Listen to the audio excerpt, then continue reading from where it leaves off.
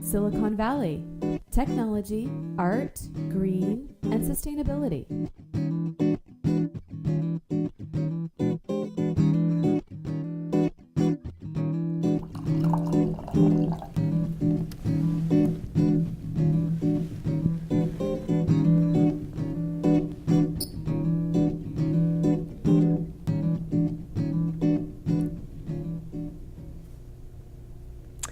Welcome to Silicon Valley Technology, Art, Green, and Sustainability. Today we have a guest with us who's a leader in the environmental area here in Silicon Valley. And Julio Magalhaes is my guest today. He's the Global Warming Program Coordinator for Loma Prieta chapter of the Sierra Club. And did I get the title right? You did indeed. So tell us a little bit about your organization and yourself, if you would. Sure. So the Sierra Club Loma Prieta chapter is one of the largest Sierra Club chapters, and it has about 20,000 members. It covers San Benito County, Santa Clara County, and San Mateo counties. That's a huge area to cover. That is, and it's one of the original chapters, actually, of the Sierra Club. So our chapter's executive committee has made addressing global warming its #1 priority. So we actually have we have 2 full-time staffers, but only one staffer devoted to a conservation area, namely global warming, and that's me. In fact, we're rather unique, I think, in terms of Sierra Club chapters, in that we do have a full-time staffer devoted to that area, conservation area. And you're a Ph.D. You've been doing this for a while. Tell us about your background. So yes, I have a sort of an interesting career transition story in that I used to study the climate of other planets for NASA. I used to be involved with space missions to Mars and Jupiter and was on the science team of a couple of those missions. Back in 2001, I was just getting very concerned that we weren't taking action on climate change, and certainly I was quite familiar with the science and how solid that science is. So I decided to start a career transition to actually switch from doing research on climate to trying to push for action here on Earth to address climate change. So you've been working in this field since 2001? Correct. And how long have you had your PhD in?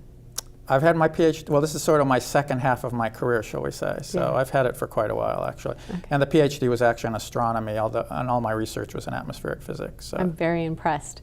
So tell us more about the Sierra Club and some of the things they're doing, particularly the Cool City program. I know is something new, right?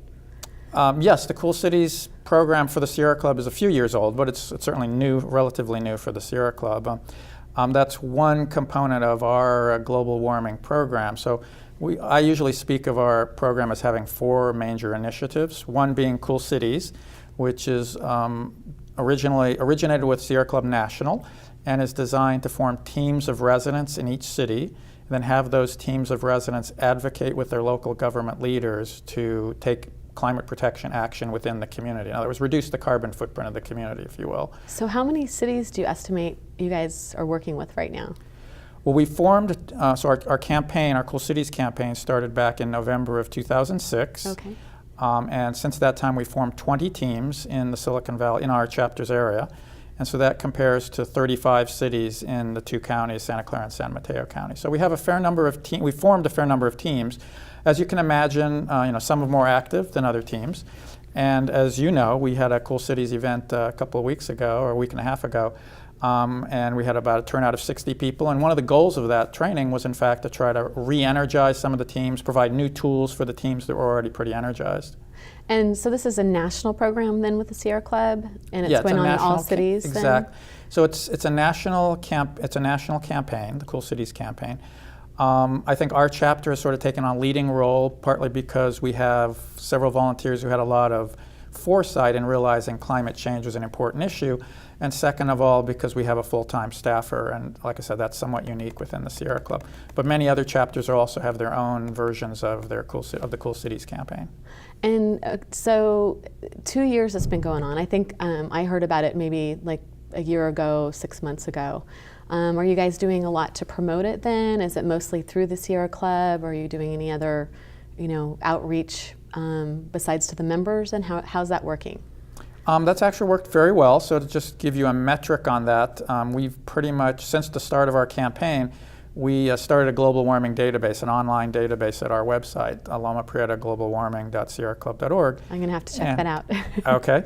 And that database, it's an opt-in database, went from 0 to 2,700 in the intervening period. So these are 2,700 people in the Silicon Valley region who have indicated some level of interest in doing something at the local level on climate change.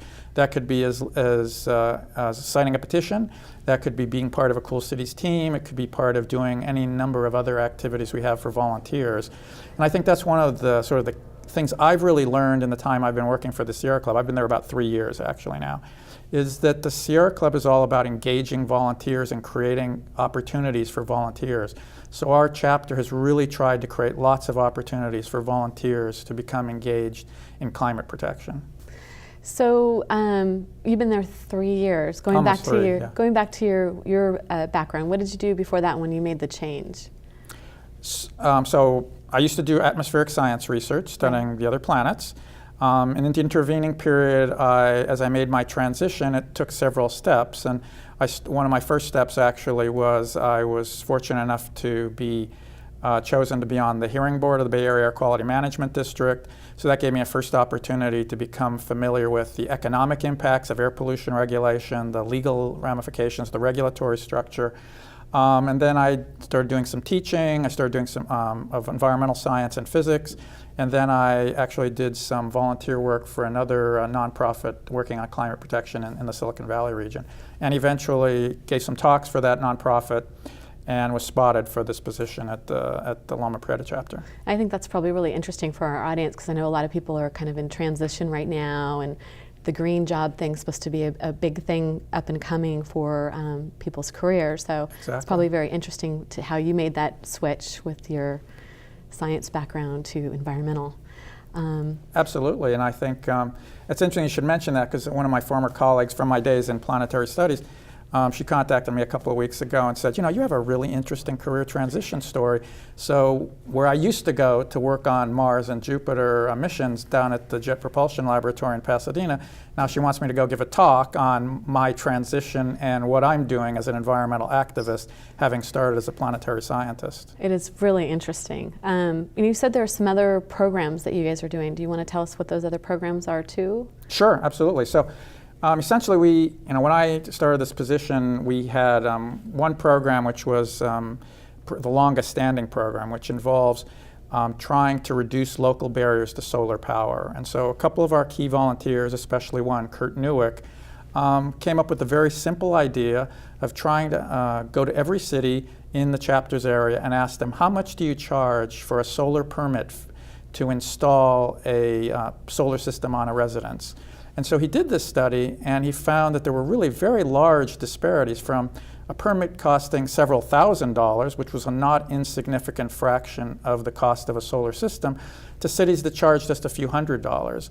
So several articles appeared by Paul Rogers in the San Jose Mercury News, and several cities became very embarrassed. The cities that had the high fees became very embarrassed. They radically reduced their fees.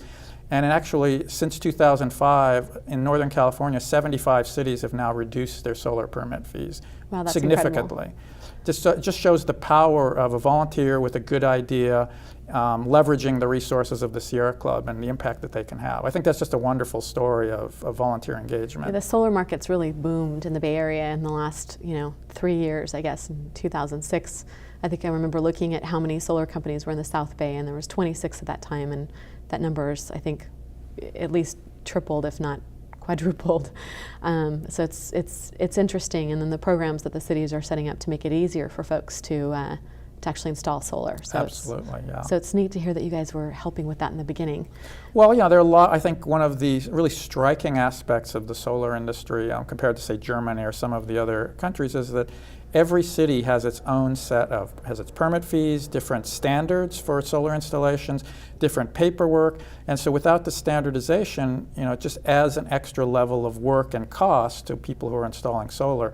So if one can have some level of standardization, and there are organizations here in the Valley who have sort of taken the lead from Kurt's work and trying to really reduce barriers for solar. For example, the Solar Tech, which is a consortium started by the Silicon Valley Leadership Group and a few other organizations, some solar installers, they've been really working on this theme of reducing local barriers to solar. So that's one of our initiatives, in addition to our Cool Cities initiative. Again, we wanted a comprehensive program, so we have an education and outreach component. So I go out and give presentations on global warming science, what people can do, and what our programs are.